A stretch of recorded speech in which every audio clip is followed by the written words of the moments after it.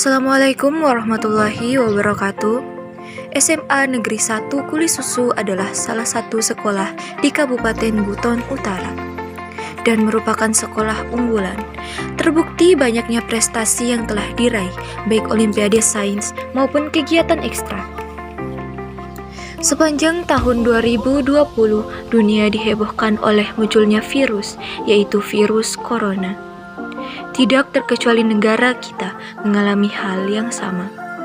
Sangat terasa dari setiap aspek kehidupan, termasuk dunia pendidikan, di mana pembelajaran dilakukan dengan cara daring, yang menyulitkan siswa dan guru. Di bawah pimpinan Bapak Arman Ani SPD MAP, SMA Negeri 1 Kulisusu melakukan kegiatan lomba pembelajaran di kelas dengan menerapkan social distancing, yaitu mencuci tangan, memakai masker, dan menjaga jarak. Dalam rangka kegiatan Pekan Olahraga dan Seni, semoga bermanfaat. Sekian dan terima kasih. Wassalamualaikum warahmatullahi wabarakatuh.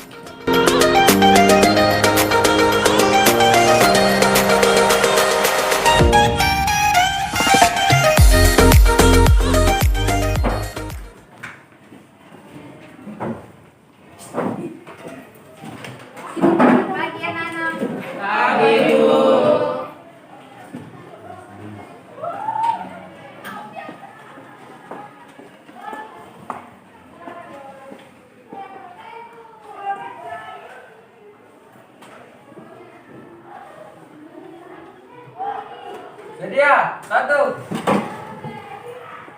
2. Assalamualaikum. Waalaikumsalam. Sebelum kita belajar, marilah kita berdoa sesuai agama dan keyakinan kita masing-masing. Berdoa dimulai.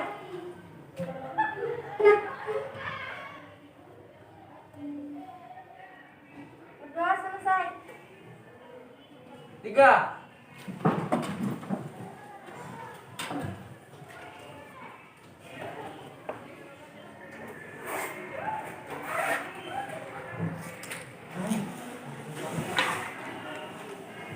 Baik, terima kasih. Sebelum masuk materi, Ibu akan mengecek kehadiran kalian. Andin Juli, hadir Bu. Atala Amin Renaldi, Davina Putri Nisa, Dwi Ahmad Alim, Hadir, Bu. Yawati, hadir Bu. Ode Muhammad Imam Wahyudin, Ada, Bu. Muhammad Al Dimas, Hadir, Bu.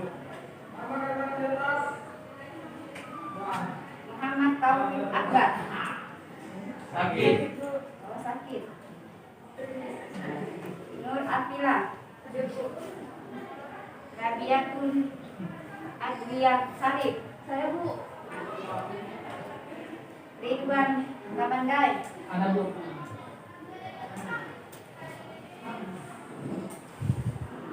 Dias Purnama.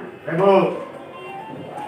Baik, untuk pertemuan kita pada pagi hari ini, kita akan masuk ke materi penyerapan demokrasi di Indonesia berdasarkan Pancasila.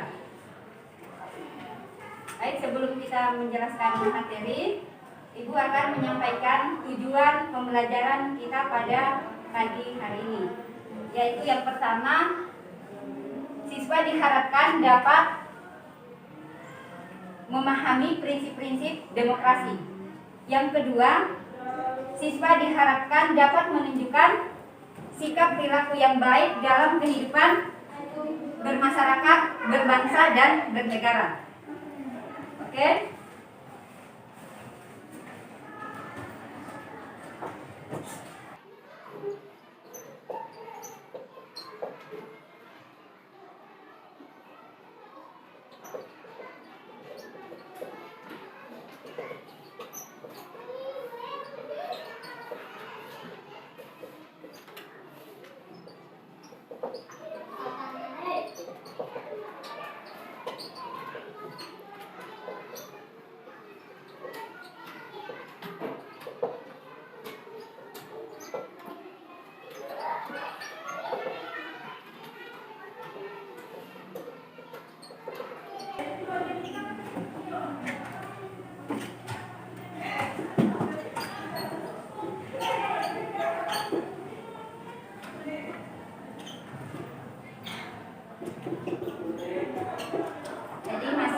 bab 2 yaitu dinamika demokrasi Indonesia berdasarkan Pancasila dengan tema atau subpokok penerapan demokrasi di Indonesia.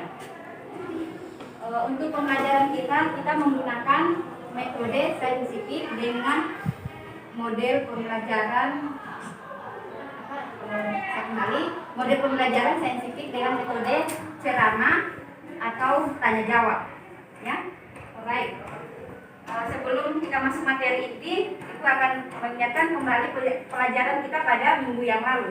Minggu yang lalu kita sudah mempelajari tentang makna demokrasi, di mana demokrasi itu adalah pemerintahan dari rakyat, oleh rakyat, dan untuk rakyat. Artinya bahwa rakyat diberikan kebebasan untuk menentukan atau melahirkan pemerintah. Jadi rakyat punya kebebasan, tetapi bukan berarti bahwa rakyat dengan kebebasannya itu sesuai dengan kehendak, tetapi ditentukan oleh konstitusi. Jadi mungkin saja baik kita akan masuk ke materi. Ibu akan menampilkan video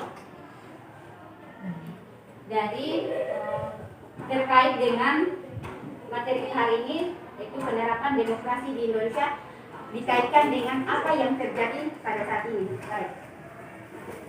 Ibu harap kalian menyimak dengan baik, lebih memahami bagaimana penerapan demokrasi di Indonesia. Dalam hal ini prinsip-prinsip demokrasi. Sebelumnya Ibu akan menampilkan video terkait dengan pelaksanaan demokrasi di Indonesia pada saat ini. Oke. Tolong disimak baik-baik.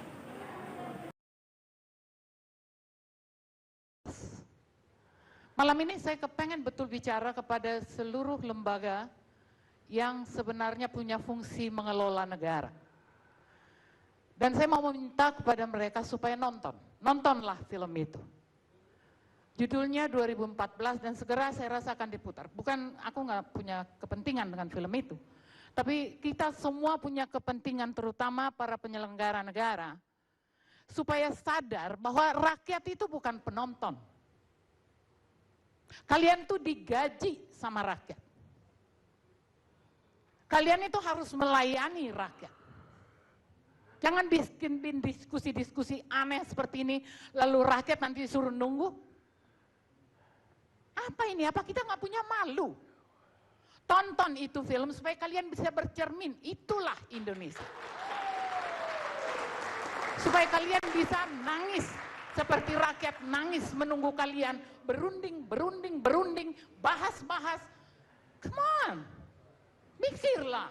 Tuhan kasih kalian kesempatan memimpin, lakukan sesuatu yang baik. Jangan malah bela ini, bela itu, bela itu. Mengerti apa? Anda mengerti politik itu sejak kapan? Ini politik brengsek. Aku bukan ahli politik, tapi aku punya common sense, aku punya sensitivitas, aku punya empati, aku punya empati pada kehidupan. Karena yang kalian kelola itu adalah kehidupan rakyat Indonesia. Jadi jangan mencari-cari, datang ini anak lagi bawa-bawa laporan, kamu nggak malu begitu? Aneh aja loh. Kalau kamu mau, belajarlah, lihat apa yang terjadi pada bangsa ini. Saya sudah lama, dengan teman-teman saya di gerakan saya sudah lama mengatakan kita akan tiba pada titik ini. Ini titik paling konyol. Konyol, tidak berwibawa, kehilangan harkat, kehilangan harga diri, itulah Indonesia sekarang. Buat aku, di sini ini negara sudah tidak punya kepala negara. Jangan manja-manja. Nggak ada kepala negara. Mana kepala negaranya? Mundar-mandir sana sini, oh nggak usah, jangan dibilang ragu, jangan. What? Emang kita tolol? Jangan kalian membuat ya seolah-olah bangsa ini atau negara ini tidak punya undang-undang dan aturan. Kalian mau berpolitik untuk merebut satu kedudukan, silahkan. Tapi begitu kalian jadi presiden atau DPR. Darahnya paling tinggi malam ini. Kita rehat sejenak.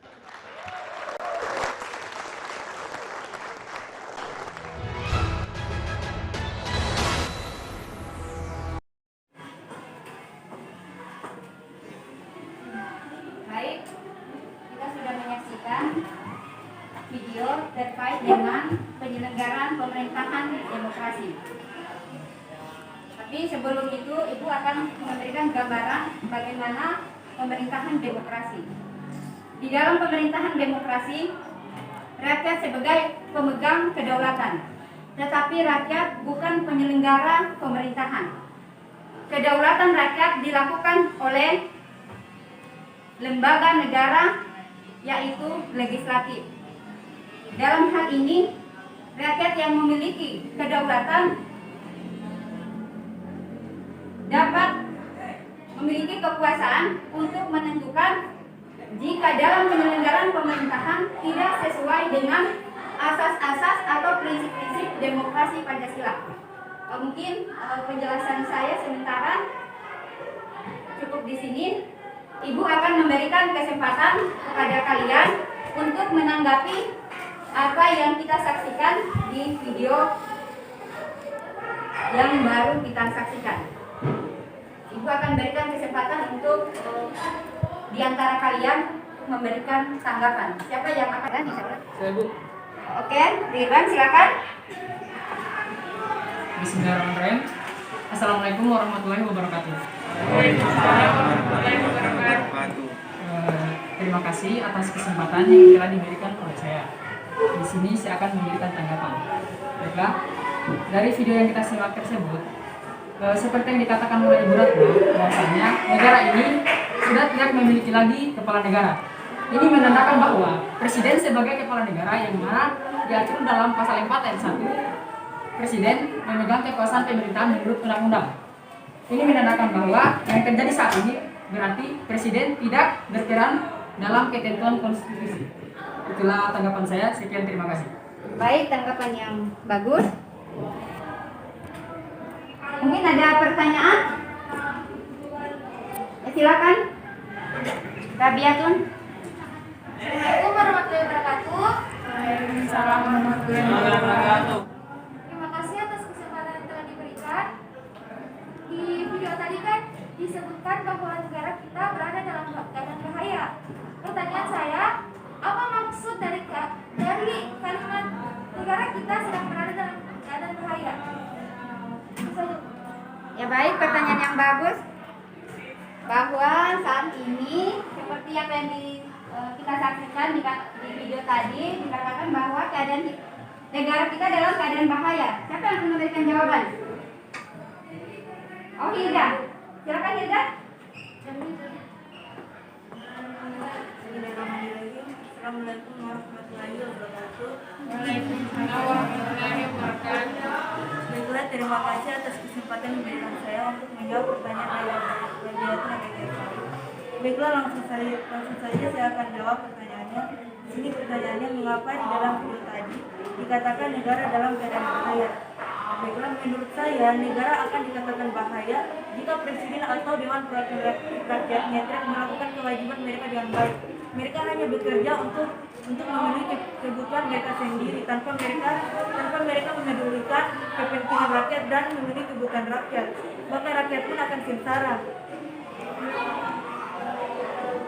Padahal rakyat telah memberikan mereka kepercayaan dan tanggung jawab untuk menjalankan negara ini sebagaimana biasa tertuang di pembukaan Undang-Undang Dasar 1945 alinea keempat. Baiklah, itulah jawaban dari saya. Sekian. Baik, jawabannya bahwa memang jika sebagai pengelola negara dalam hal ini lembaga negara apabila tidak menyelenggarakan pemerintahan dengan baik dengan apa yang menjadi pembelajaran kita hari ini tentang prinsip-prinsip, maka rakyatlah yang akan sengsara. Kalau rakyat sengsara berarti negara kita dalam keadaan bahaya. Jadi mungkin itu. Mungkin ada lagi yang ingin bertanya? Soleha mungkin? Baik, terima kasih atas kesempatan yang diberikan kepada saya. Dalam video tadi kita menyimak bahwa terdapat prinsip-prinsip demokrasi. Jadi apakah yang terjadi sekarang ini tidak sesuai lagi dengan prinsip-prinsip demokrasi. Terima kasih. Oke, baik. Yang ditanyakan sesuai dengan video yang sudah ditampilkan, bahwa apakah penyelenggaraan pemerintahan dari lembaga-lembaga negara sudah tidak sesuai dengan prinsip Jadi begini, baik. Ada yang bisa? Ada yang bisa jawab? Baik, saya akan memberikan penjelasan. Melihat kenyataan saat ini, sebagai pengelola negara atau lembaga-lembaga negara yang memegang mandat untuk melaksanakan apa yang menjadi amanat rakyat, jika dilakukan tidak sesuai dengan prinsip-prinsip, katakan misalnya prinsip demokrasi dengan hak asasi manusia. Hak asasi manusia itu adalah rakyat itu harus diberikan penghargaan, perlindungan agar rakyat mendapatkan martabat dan harkat yang baik. Jika pengelola negara hanya melakukan kekuasaan yang artinya dia sebagai penguasa, dia menyelenggarakan kekuasaannya hanya untuk kepentingan dirinya atau golongan-golongan tertentu, baik itu dia sebagai partai politik atau lembaga-lembaga negara, jelas rakyatlah yang sengsara. Ini lagi tidak sesuai dengan prinsip-prinsip demokrasi, karena lembaga-lembaga negara dalam hal ini pengelola kehidupan rakyat, jika tidak sesuai dengan prinsip-prinsip yang ada sesuai dengan demokrasi Pancasila, maka ini negara kita dalam keadaan bahaya seperti apa yang ditanyakan oleh Radiatu.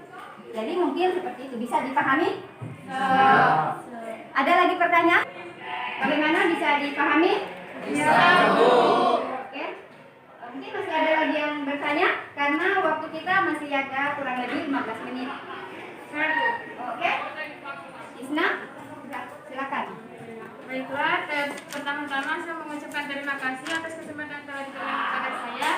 Di sini saya akan bertanya, yang disampaikan jika Presiden selaku kepala negara tidak lagi berfungsi sebagaimana ketentuan konstitusi. Pertanyaan saya, siapakah yang bertanggung jawab dalam hal ini? Sekian dan terima kasih. Oke, pertanyaan yang baik tadi di video sudah disampaikan bahwa saat ini kepala negara sudah tidak ada. Jadi kalau seperti itu penyelenggaraan pemerintah siapa yang akan bertanggung jawab dalam hal ini? Siapa yang bisa? Siapa? Oh, oke, Aldimas. Baiklah, bismillahirrahmanirrahim. Assalamualaikum warahmatullahi wabarakatuh. Waalaikumsalam warahmatullahi wabarakatuh. Perkenalkan, nama saya Muhammad Aldimas. Di sini saya akan menjawab pertanyaan dari Husna Dilianti. Berkaitan dengan pertanyaan tadi, menurut saya di dalam hal ini bukan siapalah yang bertanggung jawab, tetapi dalam hal ini seluruh lembaga negara, seluruh penyelenggara kehidupan masyarakat dapat melakukan fungsi dan tugasnya dengan sebaik-baiknya berdasarkan Undang-Undang Dasar Negara Republik Indonesia tahun 1945. Sebagaimana dapat kita lihat dalam pasal 4 ayat 1 Undang-Undang Dasar Negara Republik Indonesia tahun 1945 yang berbunyi, Presiden Republik Indonesia berdasarkan Undang-Undang Dasar Negara Republik Indonesia tahun 1945 berdasarkan pasal 4 ayat 1 yang berbunyi, Presiden Republik Indonesia memegang kekuasaan pemerintahan menurut Undang-Undang Dasar. Dan kemudian kita dapat melihat lagi pada pasal 5 ayat 1 dan pasal 20 ayat 1 dan seterusnya sampai pasal 20A ayat 1 di mana semuanya itu harus melakukan tugas dan wewenangnya agar seluruh kehidupan masyarakat itu dapat terkelola dengan baik. Baiklah, mungkin hanya itu yang dapat saya sampaikan. Sekian dan terima kasih. Baik, jawabannya cukup bagus. Mungkin ada lagi? Oh, masih ada. Oke, waktu tinggal 5 menit. Ibu masih kasih kesempatan, silakan. Lurvila.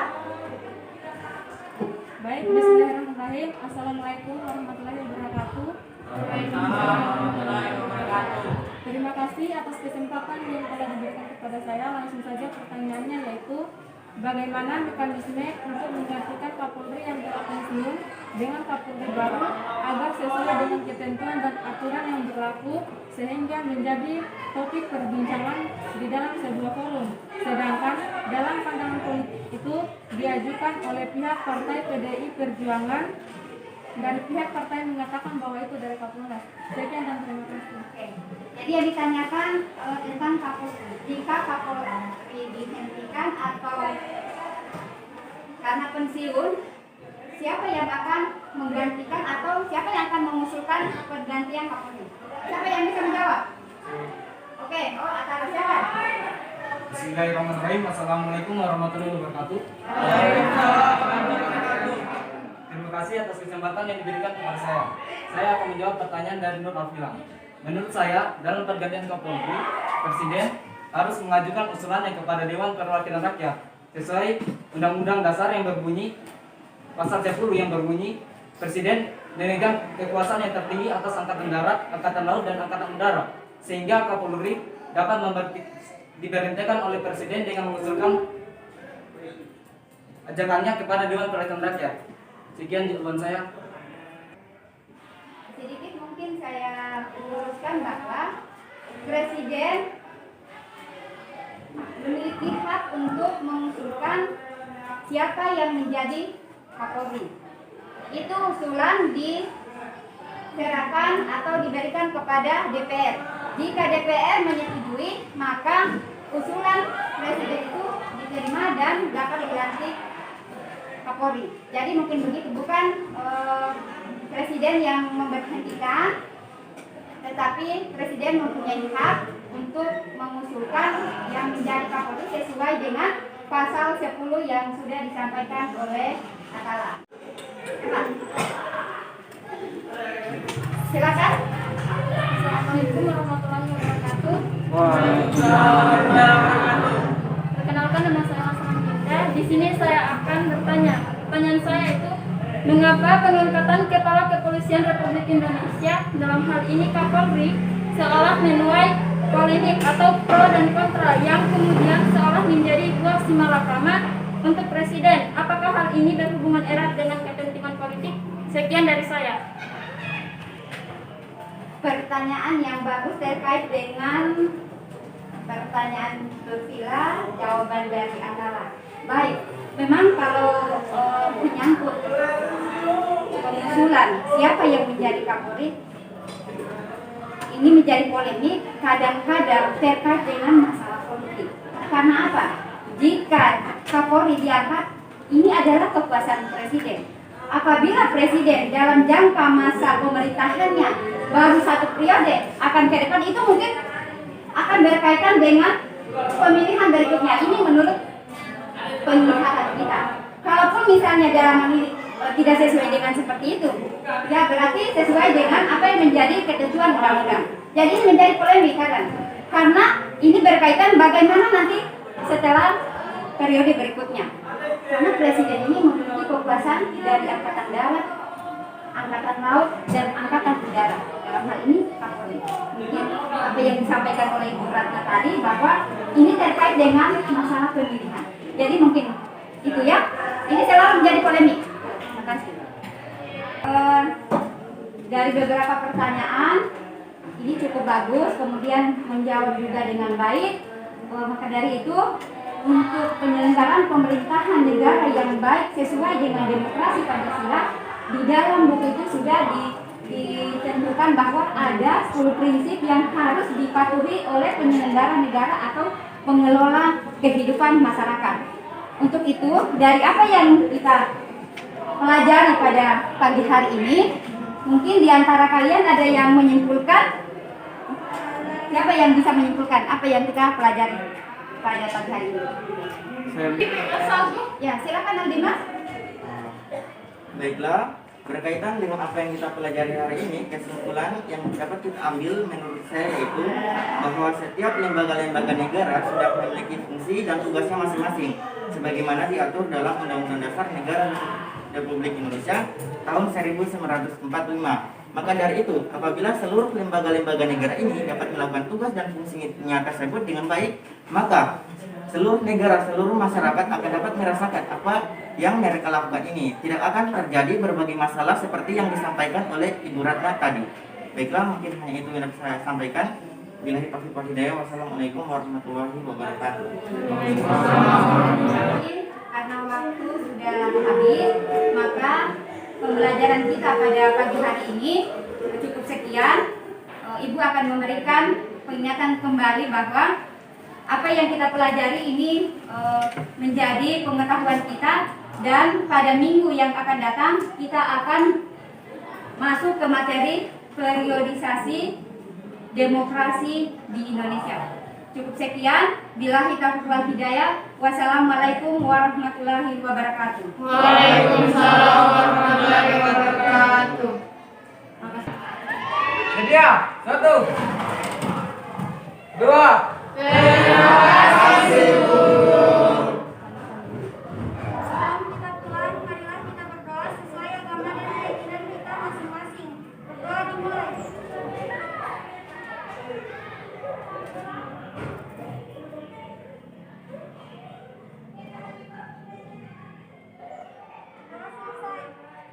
11 MIPA 1 siap mendukung visi SMA Negeri 1 Kuli Susu. Unggul dalam prestasi, berdaya